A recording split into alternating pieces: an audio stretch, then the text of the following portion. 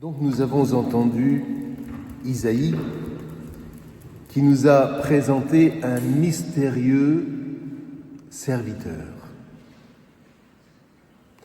Pour bien comprendre, il faut aller un tout petit peu plus loin dans le livre d'Isaïe jusqu'au chapitre 53 pour comprendre qui est ce serviteur.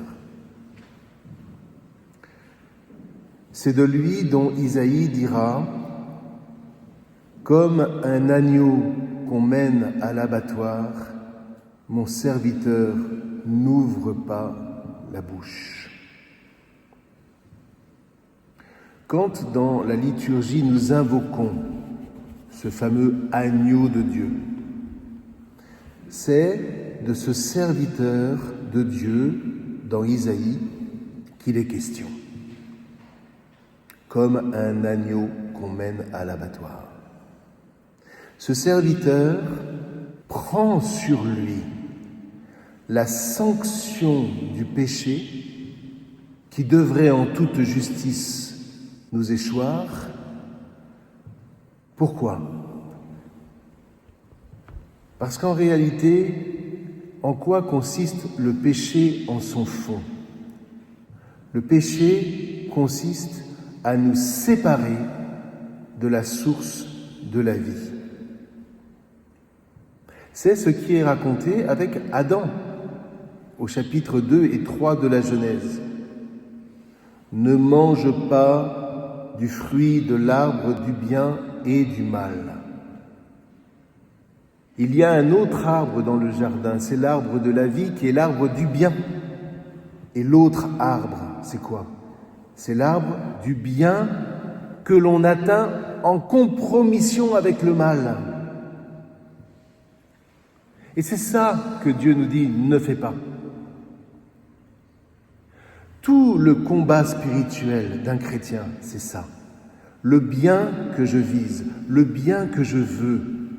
Est-ce que, pour l'avoir, je consens à poser un acte mauvais pour moi, mauvais pour d'autres. Et c'est ça que, par ailleurs, la Bible appelle la convoitise. Et quand Dieu dit à Adam « ne mange pas de ce fruit », bien sûr c'est un commandement, mais c'est surtout une supplication. Ne mange pas de ce fruit, ne consens pas à commettre le mal sous prétexte qu'il y a un bien à la clé. Car si tu fais cela, tu te détaches de moi. Tu te détaches de la source de la vie. Tu te détaches du corps. Et si tu te détaches du corps, eh bien tu meurs. Comme n'importe quelle feuille d'un arbre se détache et elle meurt. Comme n'importe quelle pousse arrachée du corps meurt. C'est pas une sanction punitive, c'est simplement tu ne vis qu'en étant branché sur la source de la vie. Et donc, dans la Bible, nous sont données de ces figures comme la figure du serviteur souffrant. Et je vous ai donné une petite image sur laquelle vous avez une icône. En premier aspect, cette icône, elle n'est pas belle. Vous ne trouvez pas qu'elle est bizarre, cette icône ? C'est dissymétrique, on dirait, mais c'est pas possible. Le peintre, à un moment, le pinceau lui a échappé. Mais pas du tout. Car, mettez votre main sur la partie droite et vous allez voir un visage parfait. Et ce visage parfait, c'est le visage du Verbe de Dieu qui vient nous sauver. Maintenant, vous mettez votre main sur le côté gauche et tout d'un coup, vous voyez un visage tuméfié. Ça, c'est le Verbe de Dieu, le même, mais qui a pris sur lui la violence du péché. C'est une des plus anciennes icônes de l'histoire de l'Église. Elle est actuellement au monastère orthodoxe au pied du mont Sinaï, le monastère Sainte-Cécile. Or, ce qui est encore plus étonnant, c'est que lorsque vous regardez cette partie droite, et que vous comparez avec le linceul de Turin, vous avez les mêmes ecchymoses. C'est-à-dire que celui qui a peint cette icône avait devant lui le linceul de Turin. Et lisez le chapitre 53, je vous en ai mis seulement quelques versets. Méprisé, rejeté des hommes, homme de douleur, pénétré de souffrance, nous l'avons mésestimé. Ainsi portait-il nos souffrances, était-il chargé de nos douleurs. Et nous l'avons estimé frappé, meurtri par Elohim, affligé, transpercé par nos rébellions, meurtri par nos fautes.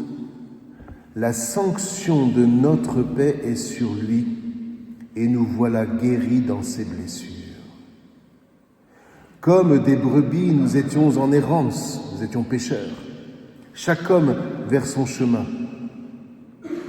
Le Seigneur a fait retourner sur lui nos fautes à tous. Le Seigneur a voulu le briser, il a voulu l'endolorir, c'est-à-dire il lui a fait porter la sanction qui s'abat sur chacun des membres du corps d'Israël ou du corps de l'Église qui se détache.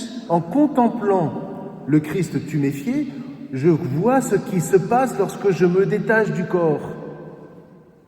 Mais s'il fait de sa vie un sacrifice de réparation, il verra une descendance, il prolongera ses jours.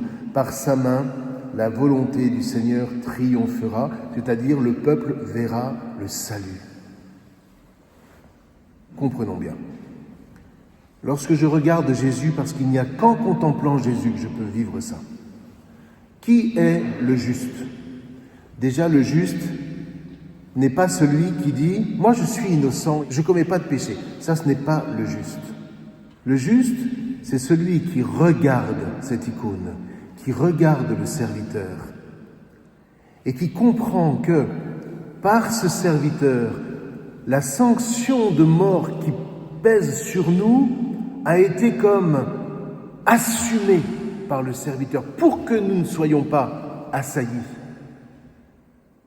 Du coup, le juste, c'est d'abord celui qui se reconnaît pécheur et qui demande pardon de n'en faire qu'à sa tête. C'est la raison pour laquelle en chaque Eucharistie, on commence par la prière pénitentielle. C'est pas simplement un rite, c'est « Seigneur, je sais que je suis pécheur ». Et c'est comprendre que parce qu'il a pris sur lui la sanction qui aurait dû tomber sur nous en toute justice, il nous donne, il nous rend la paix. Et c'est la paix que nous échangeons avant de communier. Je suis en paix, car je sais que je suis pardonné. Et à mon tour, j'ai en moi ce désir de transmettre ce pardon qui donne la paix.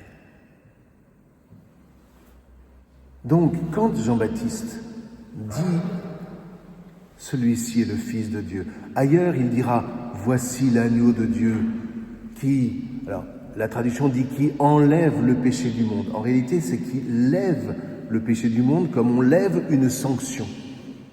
Voilà celui qui lève la sanction qui aurait dû retomber sur nous. Donc, attachez-vous à lui. C'est pour ça que dans la même phrase, Jean-Baptiste dira « Suivez-le ». Suivez le serviteur de Dieu. Écoutez-le. Imitez-le. Et vous goûterez la paix.